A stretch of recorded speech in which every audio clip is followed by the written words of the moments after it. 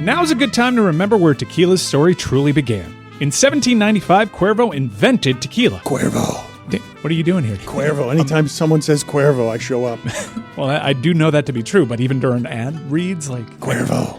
I think you could lay out, especially for one of our great partners. Sweet, delicious Cuervo. Since then, Cuervo has stayed true to its roots. The same family, the same land, the same passion. Cuervo. So, enjoy the tequila that started it all. Cuervo. Cuervo. The tequila that invented tequila. Proximo. Cuervo.com. Please drink responsibly. Cuervo. This episode is brought to you by State Farm. Checking off the boxes on your to-do list is a great feeling. And when it comes to checking off coverage, a State Farm agent can help you choose an option that's right for you. Whether you prefer talking in person, on the phone, or using the award-winning app, it's nice knowing you have help finding coverage that best fits your needs. Like a good neighbor, State Farm is there. The Jack Welch Management Institute at Strayer University helps you go from, I know the way, to I've arrived with our top 10 ranked online MBA.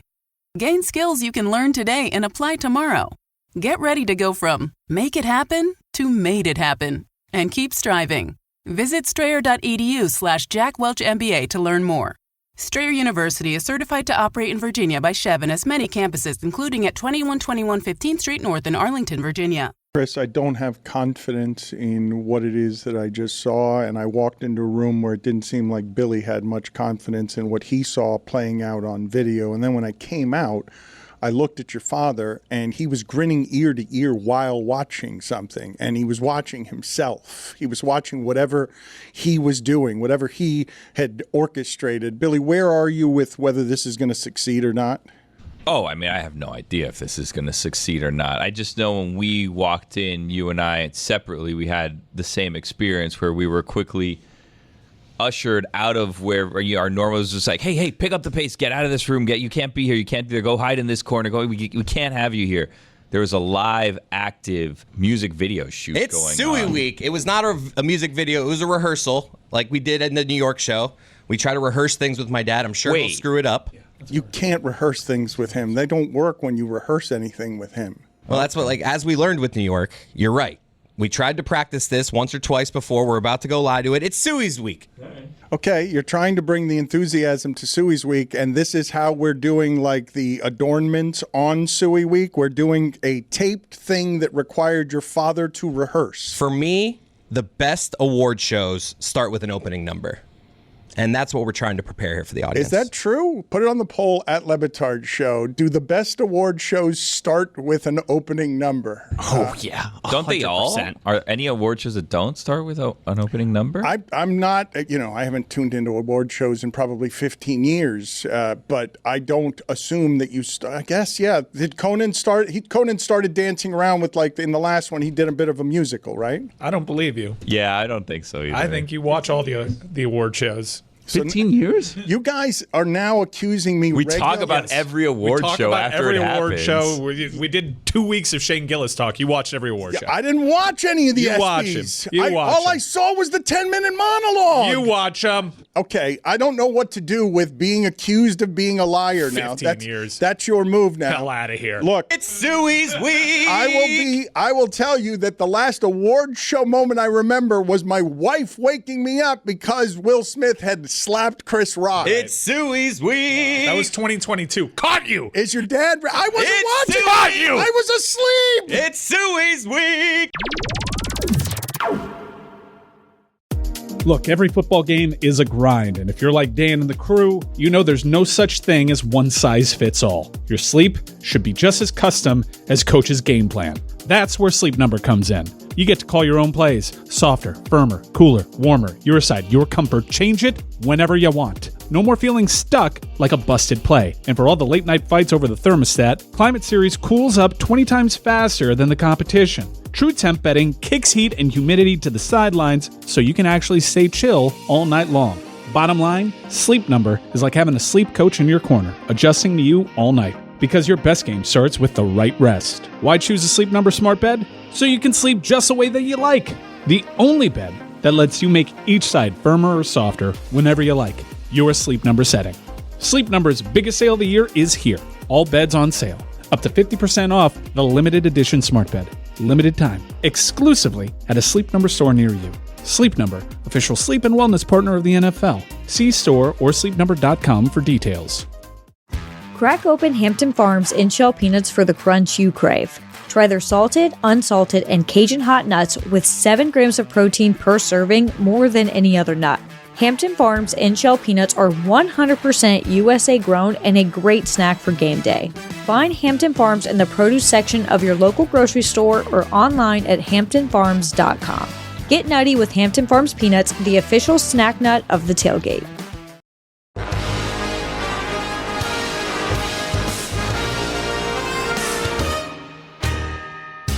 It's time to put on a suit and roll out the carpet.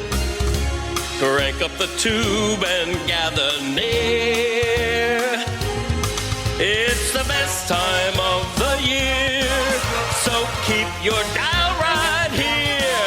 It's me and you and me again at the Sueys.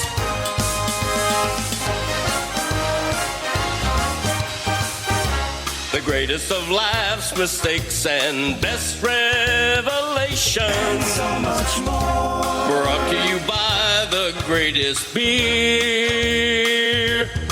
It's the best time of the year, so keep your dial right here. It's me and you and me again at the Sueys.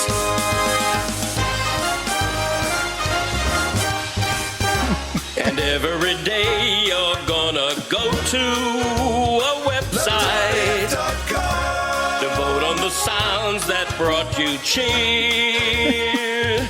This is 'Cause it's the best very time well of lip the synced. year. So keep your dial right here. It's me and you. It's me again and it's you. It's me and you and me again at the Sueys. That kind of thing. All right. All right, Greg. The timing on the lip sync was slightly off, perfect. but Lip sync. pretty good, all things considered. And Suey Week is here, and I heard you taping stuff. Put on your headset like a professional. He's actually got ear pods in. Really? He's ready to cook. Woo! Excuse me. Who's the professional now? Yeah, I'm sorry. Forgive me for underestimating you. You look great. I haven't seen. There are only 2 times that I've ever seen Greg Cody dressed this way. 2 times. When his boys got married. That's it. That's it. That's the list. This outfit does not get worn except on these most special of occasions. Yeah, that's right. Is this the only suit that you own? It's also for funerals? Yeah, it's weddings and funerals and special occasions. This is probably one of 3 suits I own, and it's the one that's the closest to being new and clean.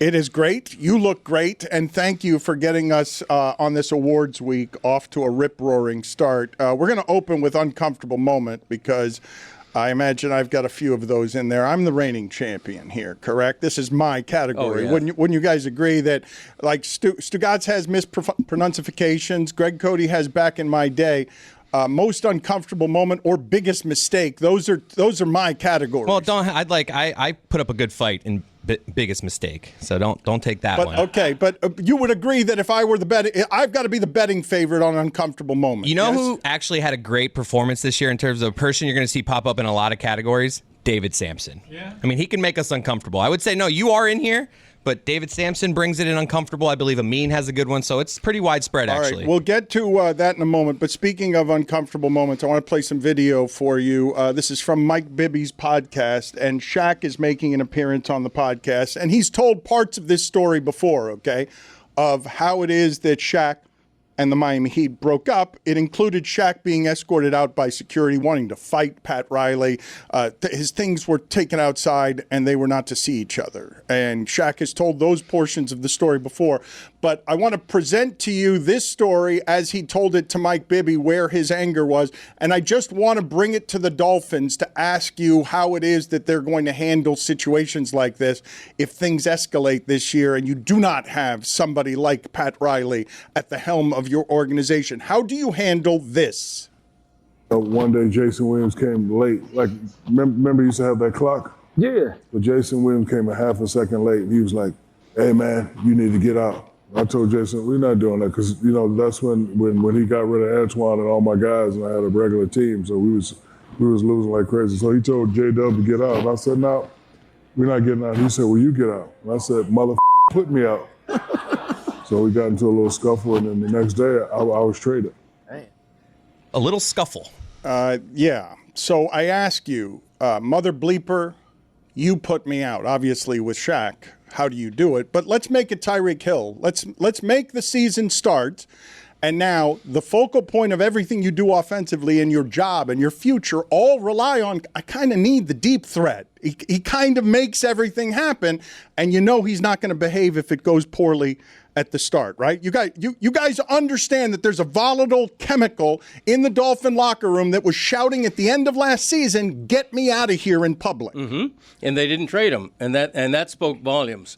Mike McDaniel's job is teetering, and he needs Tyreek Hill, who's still arguably his best player and his biggest threat. He had not as much trade value as he had a year ago, but in the past offseason, he still had some trade value. They didn't put him on the market because they need him too badly. And so, therefore, if Tyreek is this version of what Shaq was then, they've proven that they're not going to trade him just because he's petulant or refuses to go I want back in to again. ask you guys about the hypothetical, though, about, what do you do when things escalate to that point where you've got more than any team in the league right now? And Asante Samuel's father gave voice to this. Asante Samuel Jr.'s father, Asante Samuel. Crazy where we are. Yes. 20 years doing this show. We have to clarify. That's correct. It's Asante Samuel's father? I think Fernando Tatis Jr. is the junior of a junior. I'm not totally sure. I think so. I think I've got that right. But when I tell you of the Dolphins and the chemical ingredients in their locker room, and I say to you that no team in the league, none, comes with the reputation, I don't know if that guy's in control of all that. And that happened quick, Greg. That happened. He went from expectations, mastermind, to show us something, boy genius, and is he overwhelmed? Wait a minute, are these people too strong for him? Right. Are these personalities too strong for him? All of that happened quickly. Show me where else in the league it exists. Because I've got the Dolphins here, everybody gathered around saying, how do they go quickly to irrelevant if this thing blows up early in the season?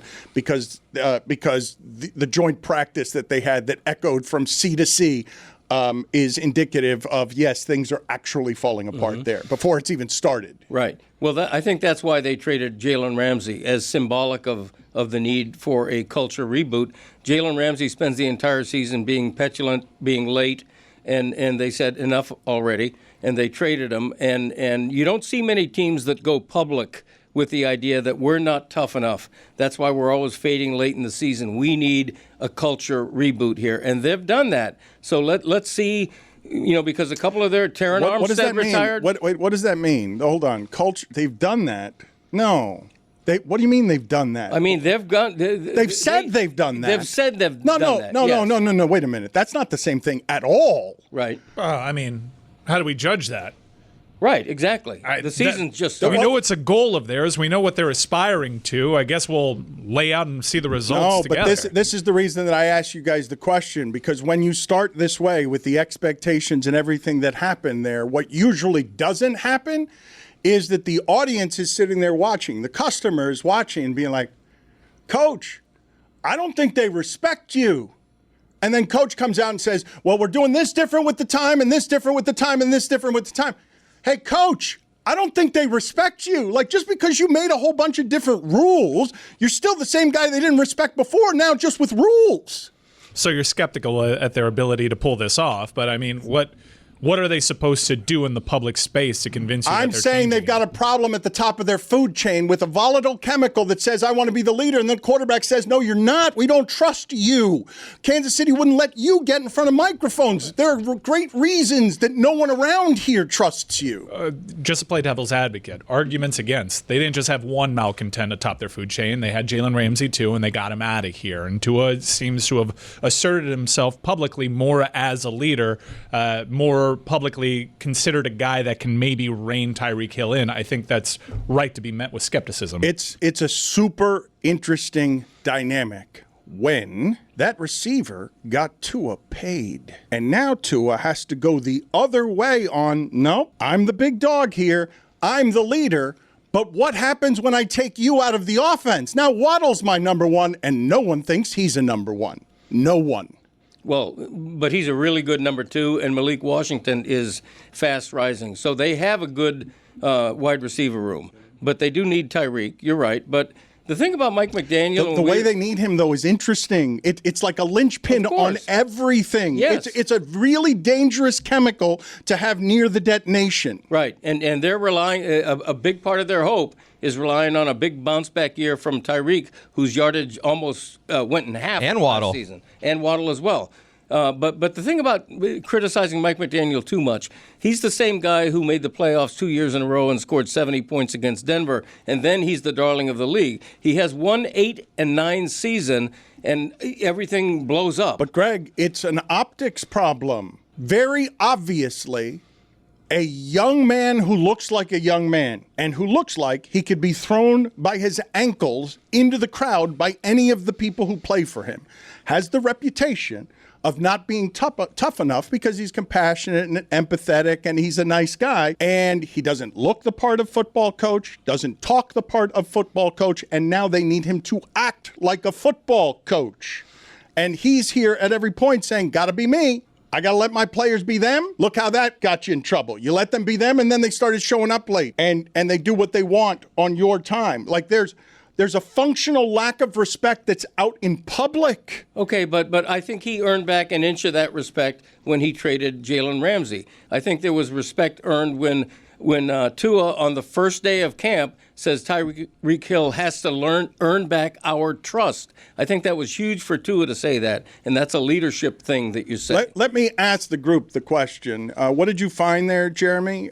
Did you locate something that made your eyes light up? Fernando Antonio Tatis is the father of Fernando Gabriel Tatis Medina Sr., who is the father of Fernando Gabriel Tatis Medina Jr. So, Dan, you were in fact right. Fernando Tatis Sr. is not actually Fernando Tatis Sr. So does that mean that the present day Fernando Tatis in the major leagues is Fernando Tatis Jr.? So Fernando Tatis Jr. has the exact same name because the maternal name is included. So yes, Fernando Tatis Jr. is the third Fernando Tatis, but he's only the second Fernando Gabriel Tatis Medina Jr. But they have different middle names, right? Yes, I didn't know that senior versus junior had to also include the middle name. That's I don't the know rule. if that's the case for That's everybody. the rule. Is it? That's the Is rule. that the rule? That's the rule. Okay. I don't think that's the rule. Otherwise, you use a middle name to differentiate. That's right, yeah. Well, that's it. That just becomes a nickname or a different way to say a name, right? You go by I your thought middle the middle name. name was just an appendage that had no real clout in any way. It was just dangling there. It was second place on the choices of your parents. I think that there were 3 previous Will Fullers, and that was just their name. I know, but that became Will Fuller the Senior, third. then No. Junior, then the third. Right, but Fernando then the Tatis fourth. Jr. is not going by Fernando Tatis the third. Put this on the poll at Batard Show. Does the middle name have any clout? And put it on the poll as well at Batard Show. Is the middle name just second place for the first name? Right, he's not going by the third because he's not a third, because the first in line wasn't a Medina Tatis. I don't His believe dad that the was a middle name Medina is in Tatis. play here, but I don't know what the audience would register there. I didn't think that the junior had to have the identical middle name. I think middle names are significant in a lot of families to a lot of people. In my family, both of my sons have middle names that are there for a reason. And I can't speak for everybody, but I don't disrespect the middle name. That's all I'm saying. Well, but what clout does it actually have? It doesn't have clout because nobody uses it. Look, Stephen Smith is not the same as Smith. Stephen A. Right. Like Stephen Smith, there's an A there for a reason. Yeah, but nobody knows what it stands for. The A. There are people who know what it stands I for. don't think so. What I think he made it up. What clout does the middle name have? I want you to give me one thing the middle name does. One thing you know the middle name to be. Give me something, Greg. I'm looking at you. I'm asking you these questions. You know, you're telling me you think the middle name is something. I'm asking you, give me one thing the middle name is. The middle name is a continuation of family history and legacy to some. In my case, Christopher's middle name was my father's given first name. Michael's middle name, my other son, is my given first name. And so there's something there that makes me feel good. So it's just you, is what you're saying. It's your name being passed down. It makes you feel good that your youngest son has your middle name. It's just you giving your son something that he has to hang on to after we've written your tombstone. I'm just, my tombstone's too full. Sponsored by DraftKings. Right. I'm just saying that right now I have a granddaughter. I don't have any grandsons. So, the Cody last name may be in trouble. That's all I'm saying. Oh, there's Chris. There's a lot in Canada. Well, I mean, the elongation of my family name. You go into Canada, everyone's like, oh, Cody. Hey, Cody. No, how's it going? it's like Smith or Jones. Yeah. Cote. Yeah. Cote, that's right. Yeah. No, that's but here in my case, but why can't my granddaughter take my last name? Maybe she will. Yeah, there you go. I'm going to have a talk about that. I want, yes, please, let's talk more about you. I know you enjoy doing that and putting your name wherever it is that you can. Thank you very much. The Greg Cody Show featuring Greg Cody available drops early on Mondays. Yeah. We will promote it later in the show. It's out now. What does Zyn give you? Not just smoke-free nicotine satisfaction, but real freedom. Freedom to do what you love and choose your rewards. With Zyn Rewards, you can redeem points for premium tech, outdoor gear, and gift cards to your favorite retailers. Find your Zyn and keep finding rewards that fit your lifestyle at zyn.com/rewards. Warning, this product contains nicotine. Nicotine is an addictive chemical. Hey, Tony. Hey, Mike. Hey, man. The summer's almost ending, man. I don't like that. There's no way. There's no way. I am excited about cooler temperatures, but down here in South Florida, that just means slightly less boiling hot. It's been a pretty incredible summer. We've had a parade down here. We've grown our family down here at Meadowlark Media. A lot of exciting things, a lot of memorable benchmarks, and along the way at almost every step, I've been tailed by that beautiful white can of Miller Lite. Oh, that beautiful white can. Or the brown bottle. You can do it on draft. Draft is crisp. There's been so many great special times, and each time I've decided to make those special times a Miller time. Whether it's a long weekend like one we got coming up or a full-on vacation, it is a perfect time to get the crew back together. This year marks 50 years of Miller time, 50 years of great taste, great friends, and unforgettable memories. Miller Lite, great taste, 96 calories. Go to MillerLite.com/Dan to find delivery options near you, or you can pick up some Miller Lite pretty much anywhere they sell beer. Cheers to 50 years of Miller time. Celebrate responsibly. Miller Brewing Company, Milwaukee, Wisconsin, 96 calories and 3.2 carbs per 12 ounces. Don Le Batard. And then that Stafford threw him 25 and 2. Oh, there's a brand new kid in town out of BYU. Stugotz. They call him Puka. Puka Nakua. His quarterback is not named Tua. Yeah, he is Puka. Puka Nakua. This is the Don Le Batard Show with the Stugotz. Getting back to the question I was asking you guys, if a coach loses respect optically and actually, can he get it back when he doesn't actually have job security or clout, or when an overthrow, if you start in adversity, will end up with them swallowing you because they don't respect, oh, now you changed the rules? It was okay for us to be everything that we were before, but now you're changing the rules because you and the GM are on the hot seat now, and because we have a reputation as a team, league-wide, as being soft and the great combination of soft and unmanageable. Yeah, but soft is on the players. That's not, to me, that's not on the head coach. No, but it's the style of play as well. It's not just, no, it's their style. Right, their offense doesn't travel in December. I know. It's also the style. It's because they rely on speed more than any other team in the league, and nobody was complaining about that in the middle of 2 seasons ago when they're the But that's where offense. that's where the reputation comes from. Like, to me, it's unfair to ever call a football team soft, but this one has that reputation, does it not? Is anyone going to dispute me on this? I would say it did have that reputation, but let's see about this year. Okay, so they haven't played a game, but they may have changed it, even though, Chubb and Phillips are hurt, and, like they're signing Judon for $6 million. Good signing. It's a good signing. Like, when you guys tell me, forgive me for bringing up what is rehashed subject matter on chemistry, respect, leadership, but as we head into a football season that risks the job of the GM and the coach, and as the coach's reputation has gone up in flames in a way that needs to be rescued by this season, and even if they start 8-2, no one's going to trust them because of everything that December has brought to this franchise this entire century.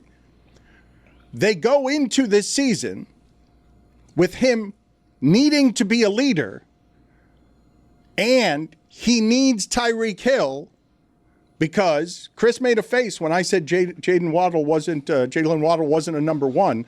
He's not a number one. He came here and it looked like he was a number one. Tyreek Hill made him look like a number one. Then the drop started, and that offense is not going to look the same if I take Tyreek Hill out of it. You all know it. No matter what a mastermind the coach is, you all know that if I don't make Tyreek Hill perfectly healthy, if he looks banged up or slower like he did last year, look what happens to the offense. It all falls apart. I don't know if Tua's their most important piece. I really don't. He is on offense. Devon Achane. The reason I say it is because I think Tua needs Tyreek Hill more than Tyreek Hill needs Tua. I think Tyreek Hill gets open against anybody. I think Tua needs Tyreek Hill to run that offense so he can throw the ball every time 2 seconds in. Well, Tyreek Hill's got something to prove, too. He's an aging wide receiver coming off an extremely disappointing season. So he's got something to – everybody's got something to prove. Devon Achane averaged 8 yards a carry as a rookie. Last year was more of a standard 4-point something. Everybody on that offense has something to prove. Patrick Paul, the left tackle, has got something to prove. Do you guys disagree with what I'm saying, that Tua needs Tyreek more than Tyreek needs Tua? They need each other, yes. I think. But I mean, we've seen what this offense looks like without Tua, and it's an absolute disaster with a healthy Tyreek Hill. So, but we've also seen the Dolphins last year didn't really do anything when Tyreek was injured all season. So they seem to need each other at this point in their careers, but I don't think one can necessarily succeed without the other. There was that report from a Dolphin insider that cited sources that said the offense goes to hell when Tua's not out there. So would you guys agree with me? And I believe that is also so, but when Tyreek has not been quite right and Tua's out there, I've also seen them constipated and no longer looking like the offense they look like that gave us enthusiasm in a fourth quarter against the Ravens and 70 points against the Broncos and put the expectations where they did.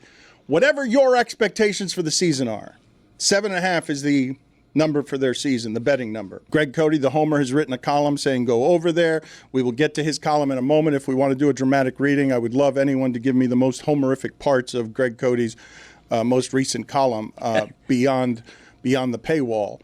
But if I tell you right now, whatever your expectations for the season are, I'm not even going to, maybe you've got it at 12 wins. Take just Tyreek Hill out of that. Now, where are your expectations? We know that you can't trust their quarterback to stay healthy, but now just take Tyreek Hill out. He can't play, he's suspended, he's hurt, he's traded. Where do your expectations go on this season? Because I believe all the expectations for the Dolphins weren't just that they could win. No, they had the explosive offense. It didn't look like what the Chiefs looked like last year. They had the guy that made them a big play threat, and it's not something they've had since Marino. I mean, there's a lot of data points that you can pick at. Tyreek Hill didn't look like himself last year. It got off to an inauspicious start, but it's baked into the fabric of this franchise is to his health.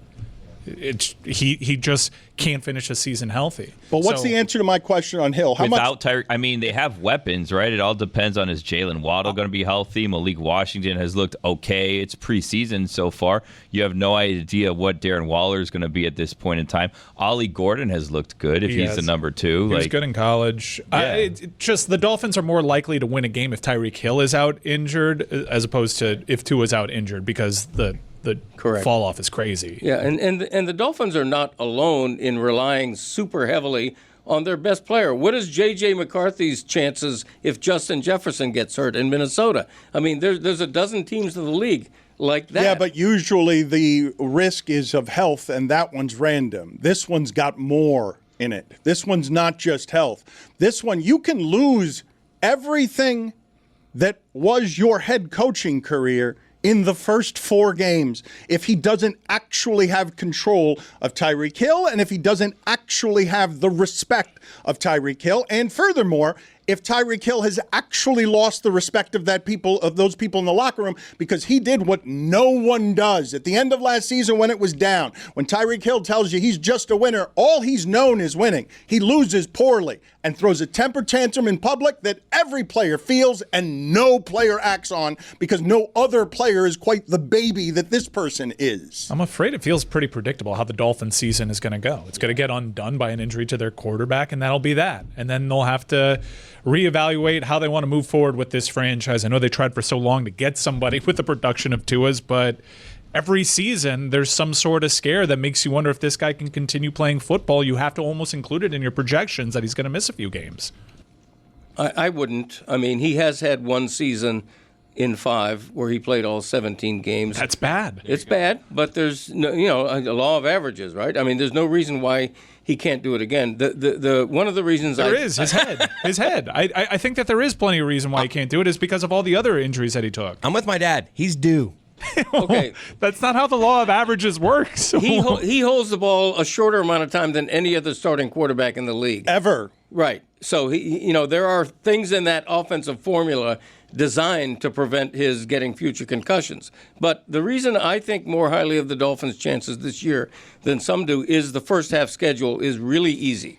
Okay, and then it gets really tough with 3 games in a row, but all 3 of those games are at home. So I think there's a favorable schedule here for them to get off to an encouraging start that foments hope. Billy, were you making faces at the ability to do 1 loss on the Dolphins schedule? No, I would love to do 1 loss. We can go over it right now if you would like. I was just going to say, I don't know if you guys caught the preseason game on Saturday, but Tua still decides to scramble sometimes, which is kind of like, what are you doing, sir? Why do you continue to do this knowing, especially in a preseason game that means absolutely nothing? Here is the most homerific paragraph from the Cody column on MiamiHerald.com if you want to go behind the paywall. Tua, yes, Tua. Those are exclamation points. He rarely uses those. It's true. It's when he really means it, okay? Yeah, itals, exclamation points. Greg Cody does not often use the exclamation point. If number of times in your historic 50-year column career give me a number that you have used the exclamation point, do you believe? Well, it's a long-ass career, so I would say less than 100. And usually I use it in an ironic sense. Like I use it to over-dramatize how I imagine people are receiving this. Tua, yes, Tua. The quarterback is a cornerstone. Reason for optimism and hope if you believe he can stay healthy. I do. I really don't know how you can believe that. Like how anybody can. It's not you. I just don't know. I don't know how you can have faith in that. But okay, I do, says Cody. Tua's 38-25, 603 winning percentage as a starter. Justin Herbert, drafted 1 spot later, is 41-38, 52% winning percentage. Tua, in his career, has led the NFL in passing yard, completion percentage, and passer rating. QBs who have not led in all 3 categories in their careers include Mahomes, Lamar Jackson, Joe Burrow, Herbert, Josh Allen, Aaron Rodgers, and Dan Marino. None of this is to put Tua at that level, but to say when healthy, he has the skills to be a top 10 quarterback. Stop being a homer, bro. Yeah, every word of that, I believe. When you lead the league in 3 categories, passing yards, accuracy, and passer rating, it shows you have the skill set. When you say all those guys haven't done it, though, I go, that must not be that important then. Because it was like Burrow, Mahomes, it's just to illustrate. But are you living in an echo, Greg? Because you could say some of the same things. Like every team that had Carson Wentz. Not an echo chamber. Every team that kicked the tires on Carson Wentz as a possible solution was saying similar things. Okay, I get that. And Trent Dilfer won a Super Bowl. I know there are anomalies in every formula you use to judge quarterbacks. What I'm saying is that, and we saw it when he was healthy 2 seasons ago and made the Pro Bowl. When Tua is healthy, and granted it's the biggest asterisk in all of sports, when Tua is healthy, he's really, really good. I'm not saying he's Joe Burrow. If it's not cold. Well, you lose a game in sub temperatures in Kansas City. I'm not. Well, they lose all those games. They lose the game in Kansas City. They lost the game in Green Bay. They That's lose fair. the game in Buffalo. They do have a cold problem. Okay, well, so do a lot of teams. Look at Kansas City and Buffalo's home record in December and January. Pretty good. It's not just Miami that goes from hot weather to ice cold and struggles. The good news is they play Buffalo week 3 at Buffalo, so they're not in the cold. What do you think of that one? Just I think that could be the Thursday only nighter. I think that could be the only game they lose the first half of the season. Wow. Okay. Ideally. So Oh, my God. win at Indy, win versus New England, a loss Buffalo, win versus the Jets. 7-1. Dan and Greg, wouldn't you think that the upset here would be if Tua just finds a way to stay healthy the rest of his career? Yes, I don't know how Greg can say with any degree of conviction. If it was something you could bet on, he'd be a favorite to get hurt. Doesn't this one feel obvious? I feel like we've seen this guy on a field scare us enough times, and we've seen some fairly innocuous hits that have led to him being out for extended periods of time. I feel like we can say with certainty at some point that dude's going to become such a liability to put out there that teams are just going to decide he can't be QB1 anymore. I want to go over with you guys some of the thoughts that I have on a Cowboys documentary here that ended up being big and empty. But one of the things that was in it that was interesting and was one of the few things, actually, I was hoping to learn more during it, that I learned during this. Troy Aikman's concussion problem that made him retire was so bad that he played an entire NFC Championship game that he doesn't remember. He still doesn't remember playing in it, played well in it, won it. Got to the Super Bowl because concussions were something that were so primitive back then that if you had 4 in 14 months and he was getting hit a lot in ways that weren't getting concussed. We didn't do enough with the close of two of those, the faces of that position in that generation, Steve Young and Troy Aikman. This was before concussions became a big thing. They were faces of franchises and literally walked away from the game, and we just kept on moving, and it wasn't until Bennett and Amalu and them boys started cooking it up. Yeah, but now we're going to have with Tua some things that are presented throughout the entirety of his career. Like we're not that far removed from wondering whether he should retire or not. But let's move on to other things because there was a lot of stuff from over the weekend. Dan, we have closure on something too. An investigative report. Jeremy has scoured the internet to get us answers on juniors, seniors, trays, and fours. Wow. Ultimately, the way that this works is if you're going to be a junior, you do need the middle name to be a part of it. This is to decipher between people with entirely the same name, first, middle, and last name, or multiple last names. If the father is deceased, that's when you would go with II over junior. And then obviously if you're going with further Roman numerals, it's ultimately further generations. But you would also go with II if it's going to be someone who is named entirely after another relative or person that you know. So there's all of your information. Can you give me some more information on Tua without Tyreek and Tyreek without Tua? Yes, I can. Tua Tagovailoa has a passer rating of 90.1 with 4,691 yards, 28 touchdowns, and 15 interceptions in 24 games without Tyreek Hill in his career. Tyreek Hill has had 50 catches for 567 yards and 1 touchdown in the 10 games for the Dolphins without Tua. So 5 catches for 56 yards and a tenth of a touchdown per game. In other words, Tyreek needs Tua more than Tua needs Tyreek. It's irrefutable. Thank you, Jeremy. One is Good stinky work. and the other is truly terrible. Now look up Tyreek's numbers with and without Patrick Mahomes. All right. And then we can see if Tua is better than Patrick Mahomes. Let's play Burlington's Guess That Price. Back to school means back to saving. We're bringing you kids' jeans starting at, hold on a minute, just $11.99. Burlington's acing this test.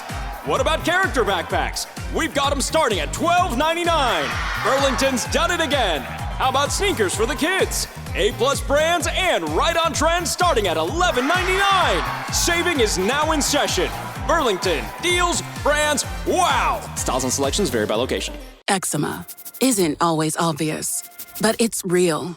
And so is the relief from Evglis. After an initial dosing phase, about 4 in 10 people taking Ebglyss achieved itch relief and clear or almost clear skin at 16 weeks. And most of those people maintain skin that's still more clear at 1 year with monthly dosing. Ebglyss, lebrikizumab LBKZ, a 250 milligram per 2 milliliter injection, is a prescription medicine used to treat adults and children 12 years of age and older who weigh at least 88 pounds or 40 kilograms with moderate to severe eczema, also called atopic dermatitis, that is not well controlled with prescription therapies used on the skin or topicals, or who cannot use topical therapies. Ebglyss can be used with or without topical corticosteroids. Don't use if you're allergic to Ebglyss. Allergic reactions can occur that can be severe. Eye problems can occur. Tell your doctor if you have new or worsening eye problems. You should not receive a live vaccine when treated with Ebglyss. Before starting Ebglyss, tell your doctor if you have a parasitic infection. Searching for real relief? Ask your doctor about Ebglyss and visit ebglyss.lilly.com or call 1-800-LILY-RX or 1-800-545-5979. Don Le Batard. All right, we got to go back out there. That was big. Wake him up. He doesn't want to be bothered anymore. Now it's getting tense because he didn't need that as a result. He needs something that happens. You can see him mother effing out. He says, "Can we bother? Are we bothering you right now? Turn on your microphone, Greg." My microphone's on. Stugotz. Paint the scene. Paint the scene is I got to go to work.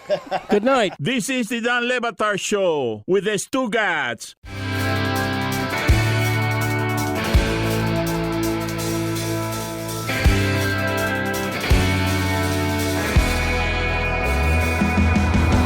Among the things that happened over the course of the weekend is Avery Johnson, the quarterback for Kansas State, that we learned together in an embarrassing public apology from Mike Ryan that he is mixed and not Scandinavian. It was a very confusing controversy from last week. Greg Cody doesn't know about it, so if you guys in the back room want to get Avery Johnson and that photo that had him looking like Dolph Lundgren, really, like Nordic, really, in nature, and then we learn that no, he's mixed, and not only is he mixed, but and this one is going to be something that we can't play the video because there are a couple of videos from this weekend in sports that we simply can't play. One of them is Rampage Jackson's son, and a video that's might end up looking like you're witnessing a murder, a snuff film, because it's not even funny. It's just violence of the highest order.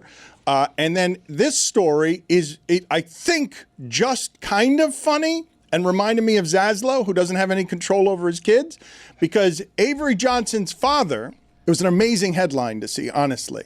I didn't even understand it. I had to reread it a couple of times when I saw it. Avery Johnson's father in fistfight with other son. And so the video is of a father and a son just fighting outside of the game. Football's back, people. The violence is back. Kansas State lost. Kansas State lost with their quarterback. What are you shrugging your shoulders about and moving away from the microphone for? No, I'm looking at that photo and trying to process it. Like, who's hitting who? We cannot play the video here. We introduced you to Avery Johnson last week. We can't play the video because of, again, violence concerns. But it is a father. And that father appears to be beating up the son, right? The other son is getting beat up. The other, Avery Johnson's brother, is getting beat up there. Resets a clock for 6 months, according to the Zaslow Mansion rules. I texted Zaslow this weekend because Zaslow's son, 16 years old, referred to him as sugar tits the other day. And I just texted him, Zaz, when your son says to what you think looks like the father that you are sugar tits, you are now the older brother. You have ceased being the father.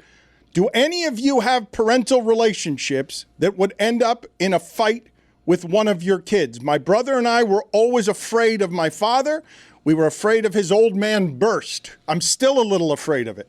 He's in his early 80s, and my father has a burst in him of rage, of old Cuban rage, that if I were going to fight him, I better make sure to take out his stamina because he's going to come at me, and I'm still a little afraid of it. Yeah, you're going to outrun him. That's what'll take out his stamina. I'm going to have to do something, but do any of you have the relationship that would escalate to a physical one under any circumstance with your father? No, my dad's never wanted that noise. I mean, I haven't had a fist fight since middle school. No, but I've seen you when you get upset, and I've seen you when you and your son get physical, and I know you to be thinking that you're 20 years younger than you are, so you probably... Who wins a fight, you or your son? I mean, I think hopefully he would let me win if he cares about his inheritance. But I do possess old man strength. That's a thing. OMS, that's like a thing, which I asked you a question. Who would win a fight between you and your son? You're 70. Okay, I cannot envision anything happening that would have us come to blows. You've gotten really mad at me I have. times. I've seen it. I've seen it when he grabs your elbow. I've seen it when you grab his elbow, and it gets... We're elbow grabbers.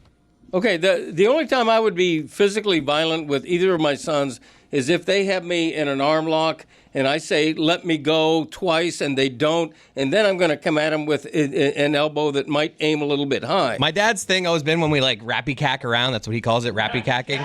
He'd be like, I'll break your arm. I'll break it off. Oh, that's his thing. I don't know, what is a rappycack? What is a rappycack? Put it on the poll, please, Juju, at Batard Show. Have you ever used the word rappycack? Do you know anyone who has ever used the word rappycack? I do. And I thank you, Greg. Okay. We're clear on that. Not just me. I got it from someone. How would you spell Rappycack?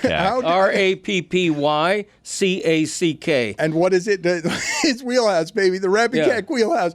And what can you tell us is the formal definition of to Rappycack? All right, if a head coach goes, we're going to Rappycack that team. Are you kidding me? The very first thing that shows up on Google when you search for it is a Le Batard Reddit post from 6 years ago asking if Rappycack is a reference to a 1992 Buffalo Bills fan group. But I will keep looking. Rappycack originated, I have it as horseplay, not to cut you off. I've never heard the word before, Rappycack. I've never heard you say it in context of like that team's going to Rappycack them. It's always like, quit playing around, stop Next one is a tweet from Greg Cody in November 21st of 2017. Lobos update, Greg's Lobos Rappycack Allison 109.9 to 93.4. There you go. So wait a What a minute. So route. you're telling me you're searching the entirety of... This is all of the internet, Of Dan. the internet as our information guy, and the only two proofs that you have that there is a word that it's not a word. What do you... It is a word. Old English origins. Who did you hear from? You were about to tell us. He can't find on the internet any references to anyone using the word. What he's found is evidence that Greg is keeping it alive. Is this almost another? single-handedly. Is this another Alan Cherry joint? No. I found one from December 11th, 2017 also, Greg. Stunning. Dolphins beating Patriots 27-20. Yeah, that too, I guess. But I meant number 8 seed Greg's Lobos rallying behind Jarvis Landry to Rappycack Chris Cody 120 to 117.4. Now's a good time to remember where tequila's story truly began. In 1795, Cuervo invented tequila. Cuervo. What are you doing here? Cuervo. Anytime someone says Cuervo, I show up. Well, I do know that to be true, but even during ad reads, like... Cuervo. I think he could lay out, especially for one of our great partners. Sweet, delicious Cuervo. Since then, Cuervo has stayed true to its roots. The same family, the same land, the same passion. Cuervo. So, enjoy the tequila that started it all. Cuervo. Cuervo. The tequila that invented tequila. Proximo. Cuervo.com. Please drink responsibly. Cuervo.